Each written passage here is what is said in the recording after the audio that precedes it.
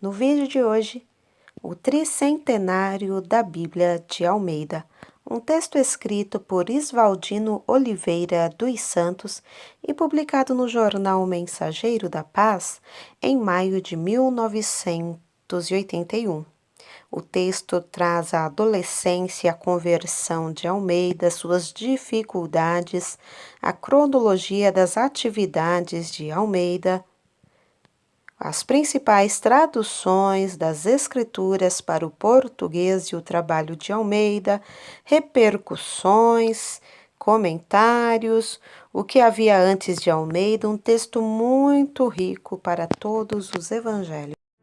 Seja bem-vindo ao Diário Pentecostal Historiando, análise histórica e crítica sobre o movimento pentecostal brasileiro. Se inscreva no canal e siga nossas redes sociais. O povo que não conhece a sua história está condenado a repeti-la. O mundo de língua portuguesa comemora este ano o tricentenário da Bíblia de João Ferreira de Almeida, traduzida diretamente dos originais em grego e hebraico. Ele é o nome português que tem sido impresso em maior número de vezes em toda a história. São literalmente milhões de Bíblias, Novos Testamentos e porções bíblicas que têm levado a legenda tradução de João Ferreira de Almeida. Ministro da Igreja Reformada Portuguesa em Java, atual Indonésia, João Ferreira de Almeida nasceu em Torre de Tavares, perto de Mangualde, no norte de Portugal, em 1628. Com a morte dos pais, foi morar na casa de um tio frade romano. Aos 13 anos, foi para a Holanda e já em 1641 encontrava-se em Batávia, na ilha de Java, onde recebeu um folheto em castelhano intitulado Diferença da Cristandade da Igreja Reformada e Romana. Converteu-se e fez profissão de fé na Igreja Reformada no mesmo ano, e no ano seguinte já traduzia da língua castelhana um resumo dos evangelhos e epístolas. Muito inteligente, traduziu dos 16 para 17 anos, entre os anos de 1644 e 1645, servindo-se da versão latina de Beza, da espanhola, francesa e italiana, a liturgia das igrejas reformadas e o catecismo de Heidelberg. Apresentou-se em 6 de março de 1651 ao consistório do presbitério em Batávia, na qualidade de visitante dos doentes. O maior sonho de Almeida era a reforma protestante em Portugal. Pregava habitualmente em português e francês e em 16 de outubro de 1656 é consagrada ao presbitério. Trabalhou em várias igrejas em Java e Ceilão. Foi um dos primeiros missionários na Índia depois da Reforma e o primeiro pastor ordenado que pregou em língua portuguesa. Em 11 de junho de 1633, retorna a Batávia e é convidado para pastorear a comunidade portuguesa. Em 1664, administrou a primeira comunhão nesta localidade de língua portuguesa. Dominava o grego, hebraico, holandês, português e francês. Em 16 de setembro de 1689, foi jubilado e em 6 de outubro de 1691 morreu com 63 anos de idade. Foi cognominado pela Holanda como defensor da verdade. Hoje, a Bíblia é o livro mais publicado no Brasil. Mesmo com tiragens calculadas em milhões durante os últimos 50 anos, a procura das Escrituras Sagradas tem sido maior do que a oferta, e as editoras dificilmente têm conseguido abastecer este mercado. João Ferreira de Almeida torna-se, portanto, credor de nossa gratidão e merecedor das homenagens que podemos lhes prestar neste tricentenário do Novo Testamento na língua portuguesa. Adolescência e conversão. Segundo Edgar Francis Hallock, missionário norte-americano, professor de grego há 36 anos no Brasil e profundo conhecedor da versão de Almeida, relata que tudo começou quando Vasco da Gama fez sua primeira viagem às Índias de julho de 1947 a 1499. Em 510, uma colônia portuguesa foi fundada em Goa, capital do Oriente Português, e em 1542, São Francisco Xavier chegou também àquela localidade, fazendo dela o centro de suas atividades missionárias. Em 2 de abril de 1595, uma frota holandesa embarcou rumo às Índias Orientais, instruída por um marinheiro holandês que fizera parte da marinha portuguesa. Os holandeses se fixaram em Batavia em 1619 e expulsaram os portugueses de Ceilão em 1638, 1658 e de Malaca em 1641.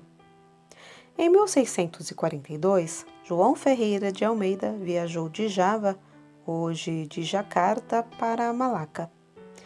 Quando chegou em Batava, e por que motivos é totalmente ignorado. No entanto, segundo ele mesmo conta em seu livro A Diferença da Cristandade, impresso pela primeira vez em Batavia em 1668, recebeu um folheto em castelhano vindo a converter-se ao Evangelho. Na introdução de sua obra, ele escreveu assim: "Me resolvi finalmente a comunicar à minha nação, em sua própria língua, como também a todas as demais que outra não entendem, o meio e instrumento que Deus, nosso Senhor, se serviu para livrar-me das espessas trevas em que andava, que foi este livrinho em castelhano, que, por sua divina graça, indo daqui para Malaca, no ano de 1642, foi servido para deparar, para ter-me, se não ofereciam tantas dificuldades em dele se mandarem fazer algumas impressões. E estar eu também muito certo de, por esta via, abrir Deus nosso Senhor a muitos os olhos do entendimento." A conversão de Almeida foi marcada por profunda convicção de que a palavra de Deus é a única autoridade suprema de fé e prática para a salvação do homem. Dificuldades. Não resta dúvidas que ele foi um vaso escolhido de Deus para tão nobre trabalho. E no livro de Atos há uma passagem que pode ser muito bem aplicada a Almeida. Disse-lhe, porém, o Senhor: "Vai, porque este é para mim um vaso escolhido para levar o meu nome diante dos gentios e dos reis e dos filhos de Israel. E eu lhe mostrarei quanto deve padecer pelo meu nome." Atos 9, 15 e 16. Os vasos que escolhe experimentarão sofrimentos. Paulo foi um destes vasos que não retrocedeu perante as duras provas por que passou, mas as aceitou de bom grado. Deus não pode usar a pessoa que se recusa a passar pelo fogo. Os grandes heróis da Bíblia atravessaram por profundas experiências, como, por exemplo, José, desprezado e vendido pelos irmãos, tentado pela mulher de Potifar, preso longe de seu pai, mas não de seu Deus. Diante de todas as agruras, sabia que um dia a situação haveria de modificar-se. O resultado de suas lutas, sofrimentos, preparo e experiência fê-lo num dos homens mais importantes do Antigo Egito. Almeida também segue esse mesmo caminho e torna-se um dos homens mais importantes para o mundo de língua portuguesa, como intérprete dos originais sagrados para o vernáculo. Em Portugal, Almeida dispunha de célebres universidades, de famosas academias. Não faltavam homens versados na literatura clássica no país, mas de lá não saiu a tradução do livro sagrado para o mundo português. Esse trabalho foi nascer num lugar bem distante, na ilha de Java, Oceania, distante dos principais centros culturais do mundo de então. Lá é que o jovem português encontrou ambiente para seu precioso trabalho. Depois de muitas dificuldades, lutas e provações, ele conseguiu efetuar a primeira parte de seu trabalho. Cronologia das atividades de Almeida. Edgar Francis Hallock apresenta-nos as principais atividades desenvolvidas por Almeida, que apresento a seguir. 1628. Nascimento de João Ferreira de Almeida em Portugal. 1640. Encontra-se em Batávia, Java, hoje Filipinas. 1642. Parte de Batávia para Malaca, quando recebeu um folheto em espanhol, La Diferença de la Cristandade, pela leitura converteu-se. Em 1644, com 16 anos, começou o seu trabalho na tradução, obedecendo à chamada que teve por ocasião da conversão. 1648. Terminado em 1645, perde-se o manuscrito. Somente 35 anos depois, a nova tradução é terminada. Foi ainda neste ano nomeado pretendente para o ministério pela Igreja Reformada Holandesa, com o trabalho de visitar os doentes em hospitais e prisões. 1650. Traduziu para o português A Diferença da Cristandade.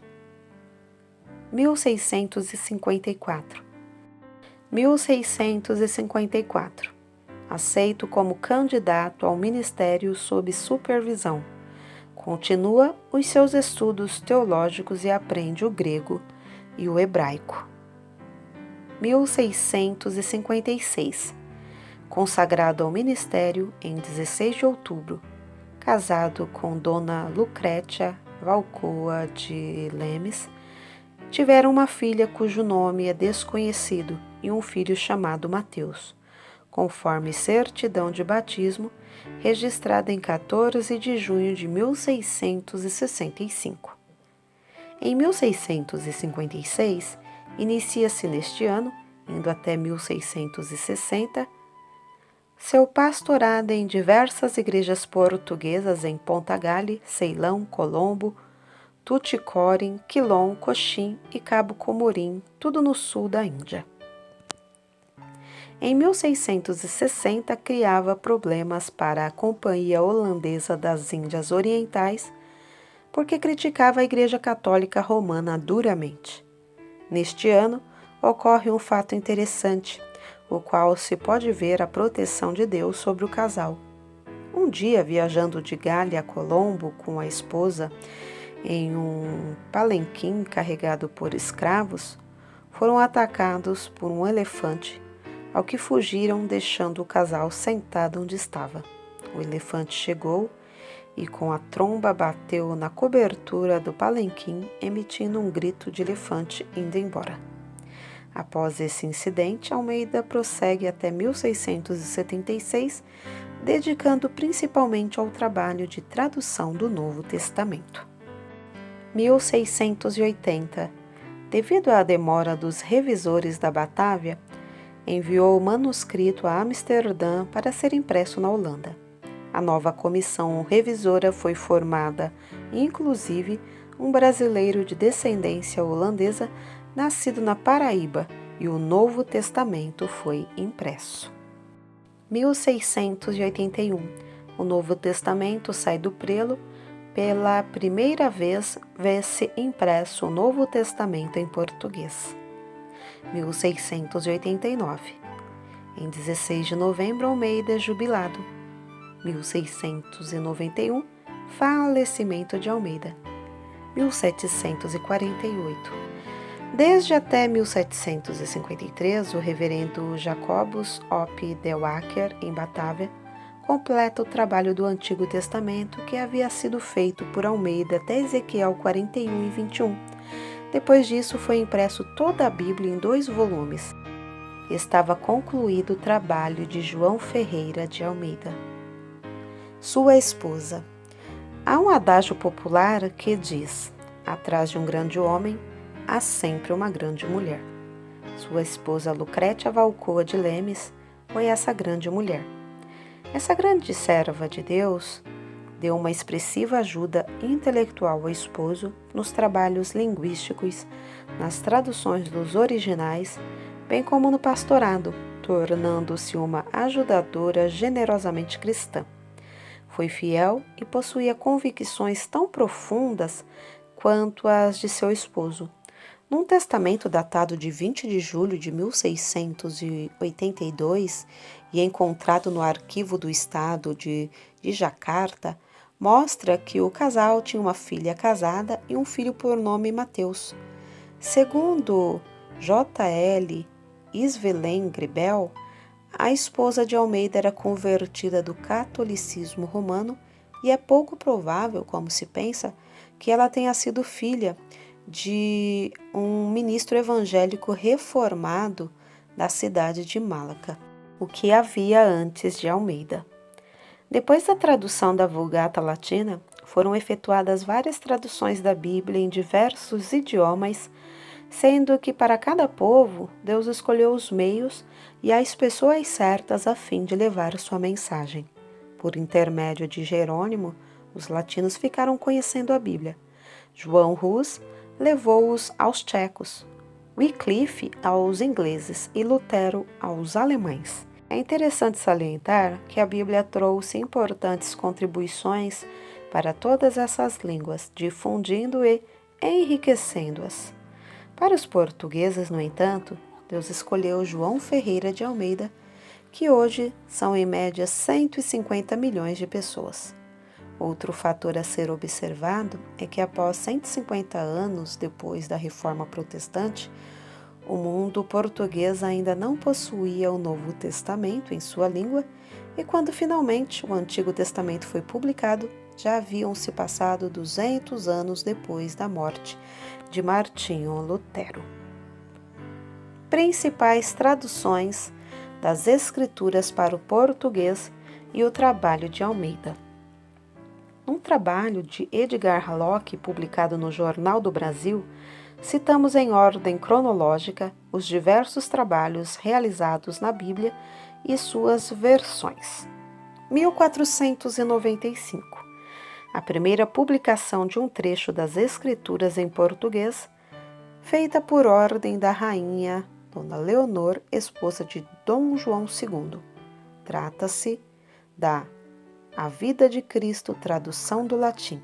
Era o Evangelho de São Mateus, com acréscimos de passagens dos outros evangelhos não incluídos em Mateus.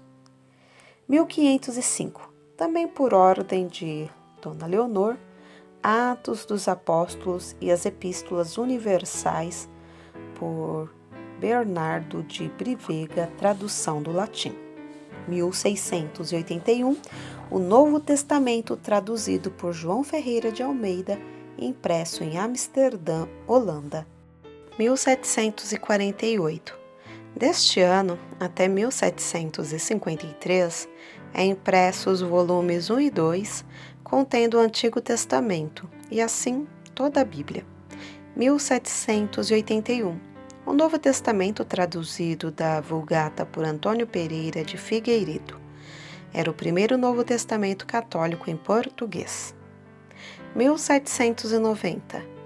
O Antigo Testamento na tradução de Antônio Pereira de Figueiredo. 1818. A Bíblia de Almeida em um só volume. 1847. O primeiro testamento impresso no Brasil. É traduzido da Vulgata por Dom Joaquim de Nazaré, bispo de Coimbra, refugiado em Portugal e servindo em São Luís do Maranhão. 1879. O primeiro Novo Testamento de Almeida impresso no Brasil, revisado por Blackford, representante da Sociedade Bíblica Americana em Portugal, e publicado no Rio de Janeiro. 1902. É realizado um trabalho de tradução da Vulgata pelos religiosos franciscanos da Bahia, publicado em volumes pequenos. Em 1917, a tradução brasileira da Bíblia, edição publicada pela Sociedade Bíblica Americana, da revisão feita por uma comissão composta de 6 brasileiros e 3 missionários americanos. Era a chamada Versão Fiel. 1930. Bíblia de Matos Soares, traduzida da Vulgata e publicada em Lisboa. 1934. O Novo Testamento, traduzido do grego pelo padre Humberto Roden, com referência à Vulgata. 1944. A primeira Bíblia publicada no Brasil. É edição de Almeida, editada pela Imprensa Bíblica Brasileira nas oficinas da Casa Publicadora Batista. 1948. O Novo Testamento pelo padre Negromonte, editora Agir. 1949. O Novo Testamento, revisão da Imprensa Bíblica Brasileira. 1950.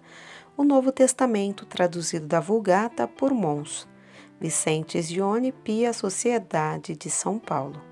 1951. O Novo Testamento de Almeida, revisão autorizada pela Sociedade Bíblica do Brasil.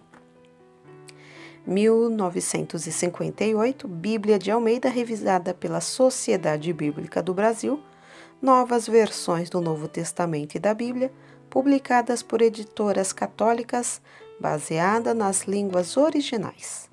1963. Tradução Novo Mundo das Escrituras Gregas Cristãs. 1967. Bíblia na revisão da Imprensa Bíblica Brasileira. Ainda neste ano, é feita a tradução Novo Mundo por Watchtower Bible and Society em Pensilvânia pelas Testemunhas de Jeová, impressa nos Estados Unidos, realizada ainda em paráfrase O Novo Testamento Vivo, editora Mundo Cristão, São Paulo. 1969, Bíblia publicada pelas Edições Paulinas de São Paulo e traduzidas das línguas originais. Em 1970, Novo Testamento traduzido do grego e publicado pela Comunidade Taizé, França, em cooperação com a editora Herder de São Paulo. 1973, a Bíblia na linguagem de hoje, o Novo Testamento, Sociedade Bíblica do Brasil, Rio de Janeiro. Repercussões. Foi Deus quem esteve cuidando do povo de língua portuguesa por intermédio da obra deste jovem lusitano. Segundo o reverendo Benjamin Moraes, Deus deu ao mundo não somente seu Filho amado, mas também sua revelação através dos séculos por intermédio da Bíblia. A versão de João Ferreira de Almeida causou grandes repercussões e benefícios. Dele disseram algumas pessoas ilustres. Eduardo Moreira, pastor português.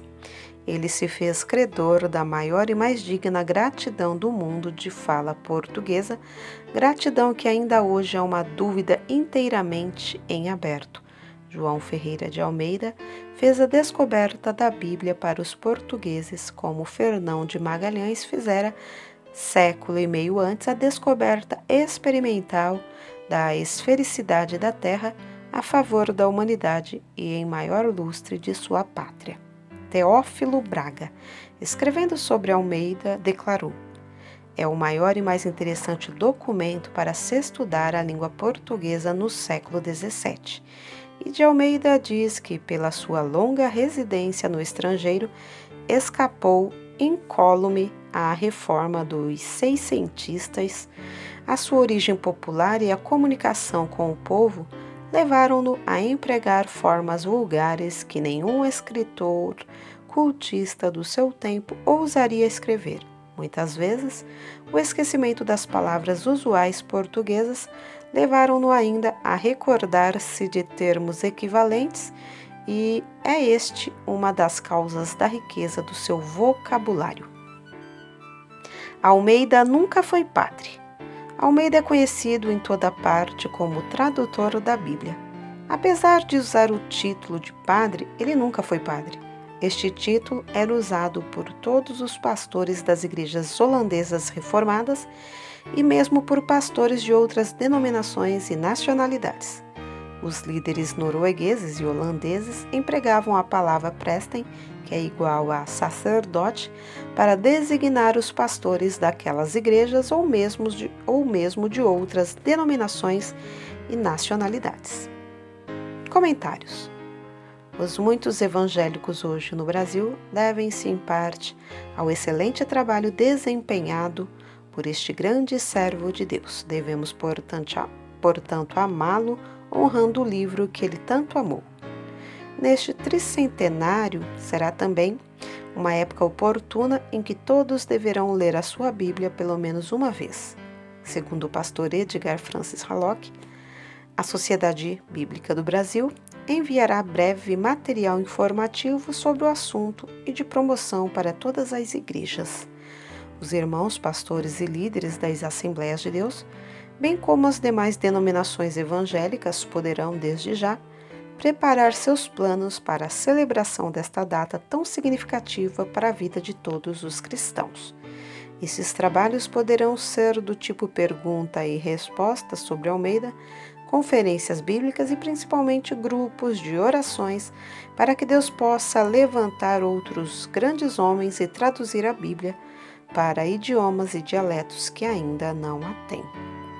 Colaboraram neste artigo Eduardo Hallock, Benedito Natal Quintanilha, Nils Laurence Olson, Eduardo Moreira, Benjamin Moraes, Caroline Patterson e Nilza Moraes. Jornal Mensageiro da Paz, 1981.